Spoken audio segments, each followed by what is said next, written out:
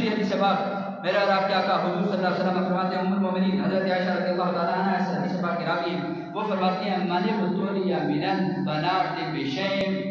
فاحسن الیہن کنا لہ سترا من النار، اور کما قال، بچیوں والے جو بیٹھے ہیں وہ بھی توجہ سے سنیں، بچوں والے بھی توجہ سے سنیں، جو بے اولاد ہیں وہ بھی توجہ سے سنیں، کس قدر اسلام کی خوبصورتی ہے، اسلام کس قدر ہماری رہنمائی کر رہا ہے۔ افسوس سے یہاں کہنا پڑ رہا ہے، آج کچھ لوگ ایسے ہیں جو لوگ اپنی بچیوں کو، یار اولاد یہ ایک ایسا کرشمہ ہے، یہ ایک ایسی دولت ہے، اگر کسی کی بھی اولاد ہو تو وہ بھی بندے کو پیاری لگتی ہے۔ یار بچے تو کتنی بار آپ نے سنا ہوگا، بچے تو ہر ایک کے سانجے ہوتے ہیں، اور پھر اتنے سنگ دل ہم ہو گئے، اتنے پتھر دل ہم ہو گئے کہ اپنی ہی بیٹیوں کو جو ہے گولیوں سے چھلنی کر دیں۔ اسلام ہرگز کس کی اجازت نہیں دیتا، اسلام اس کی حمایت نہیں کرتا، اسلام ہر موڑ پہ ہماری رہنمائی کرتا ہے۔ آج پھر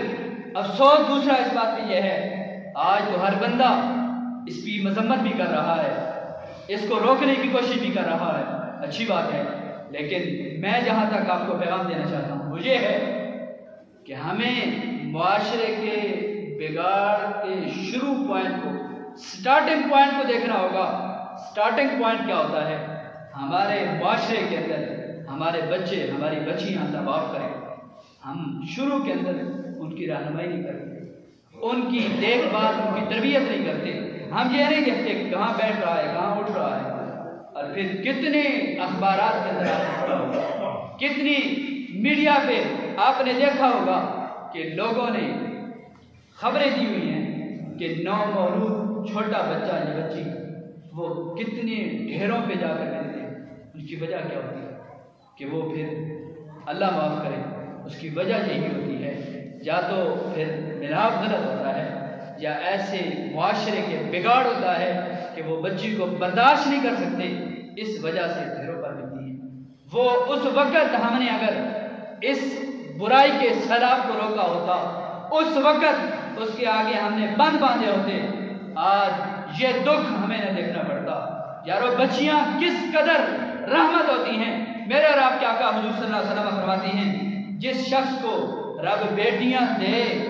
اور وہ بیٹیوں کی تربیت کرے، وہ بیٹیوں کی تربیت کر کے اپنی دہلیز کی رخصت کرے اچھے طریقے سے، کیا ہوگا؟ کن لہ سترا من النار۔ میرے اور آپ کے آقا حضور صلی اللہ علیہ وسلم فرماتے ہیں، اگر یہ بندہ